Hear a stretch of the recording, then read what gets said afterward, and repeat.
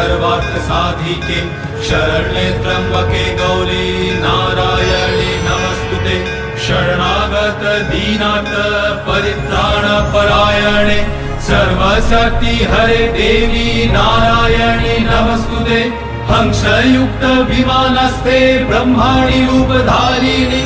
আজ বসন্ত পঞ্চমীর এই পূর্ণ লগ্নে যখন ভূমণ্ডল নব রবির জ্যোতিতে স্নাত, আমরা প্রবেশ করছি পঞ্চমী তিথির সেই মঙ্গল মুহূর্তে। এই তিথি আদ্যা শক্তি মহামায়ার তিথি। ত্রিজগৎ স্বর্গ মর্ত ও পাতাল সবই সেই মহামায়ার সৃজন। তিনি আমাদের সৃজনকর্ত্রী, তাই যুগে যুগে তিনি জগৎ জননী। কৈলাস পর্বত শান্ত, বরফের শুভ্রতায় স্থির মহাদেব শিব সমাধিতে নিমগ্ন।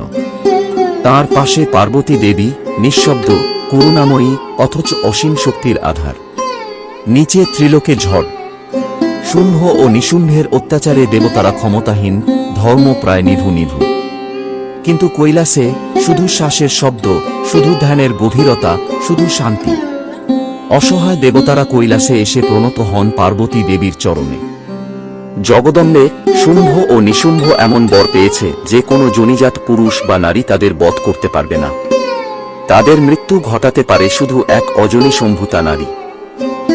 পার্বতীর দৃষ্টিতে মৃদু দীপ্তি জ্বলে ওঠে। তিনি বোঝেন সময় এসেছে শক্তির বিভাজনের, শক্তির প্রকাশের। আদিশক্তির নবপত্রিকা রূপ, 9টি পত্রে 9টি শক্তির প্রতীক। তার কেন্দ্রে দাঁড়িয়ে কদলী বৃক্ষ, জীবনের মূল, সৃষ্টির আধার। হঠাৎ কদলীর ডাল কম্পিত হয়, বাতাস ভরে যায় ব্রহ্মমন্ত্রে। আলো ফেটে বেরিয়ে আসে বৃক্ষের অন্তর থেকে। পাতা ভেদ করে ধীরে ধীরে আবির্ভূত হন এক জ্যোতির্ময়ী দেবী। তিনি জন্ম নিলেন না, তিনি প্রকাশ পেলেন। তাই তিনি অজনী সম্ভূতা। দেবী চতুর্ভুজা, এক হাতে জপমালা, অক্ষয় জ্ঞানের ধারা। এক হাতে কমণ্ডলু, সৃষ্টির অমৃত। এক হাতে দণ্ড, যার সঙ্গে অলৌকিক দীপ্তিতে বিরাজমান বেদের জ্ঞান। আর চতুর্থ হাতে পাশ, অহংকার ও অজ্ঞানকে বেঁধে রাখার প্রতীক। তার গাত্রবর্ণ জ্যোৎস্নার মতো শুভ্র, মুখে গভীর শান্তি, চোখে অনন্ত বোধ। নবপত্রিকা পূর্ণতা পেল। শক্তি প্রস্তুত হল যুদ্ধে।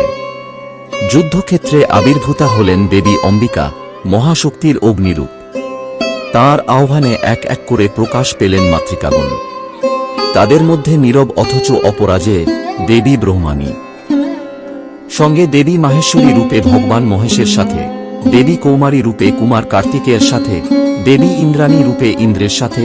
এইভাবে একে একে অষ্টমাতৃকাগণ আবির্ভূতা হন। শুম্ভ গর্জে উঠল, আমাদের বধ অসম্ভব। কিন্তু তারা ভুলেছিল বরের শর্তে লুকিয়ে থাকা সত্যকে। নিশুম্ভ আক্রমণ করলে ব্রহ্মাণীর জপমালার মন্ত্রধ্বনিতে তার মায়াশক্তি ক্ষয় হতে থাকে। পাশে বাধা পড়ে তার অহংকার।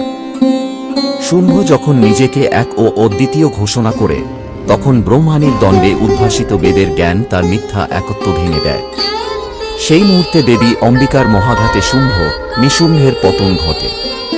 অজনী সম্ভূতা শক্তিবরকে অতিক্রম করে ধর্ম পুনঃপ্রতিষ্ঠা করে। আকাশ শান্ত হয়, দেবলোক মুক্ত হয়। নবপত্রিকার কদলী বৃক্ষ জ্যোতি রূপে দাঁড়িয়ে থাকে, তার অন্তরে আজও ব্রহ্মাণীর আলো। দেবী ব্রহ্মাণী ধীরে ধীরে অন্তর্ধান করেন, কিন্তু রেখে যান এক চিরন্তন বাণী, যেখানে জ্ঞান ও শক্তি একত্র, সেখানেই ধর্ম অটল। কৈলাসের নীরবতা থেকে নবপত্রিকার গর্ভে, চণ্ডীর যুদ্ধে, দেবী ব্রহ্মাণী অজনী সম্ভূতা জ্ঞানের চিরন্তন প্রকাশ। শুম্ভ নিশুম্ভ ঘাত করিয়া রূপ, নিশুম্ভ শুম্ভ ঘাতিনী। তোমার শরণ মাগো, লয় সর্ব প্রাণী।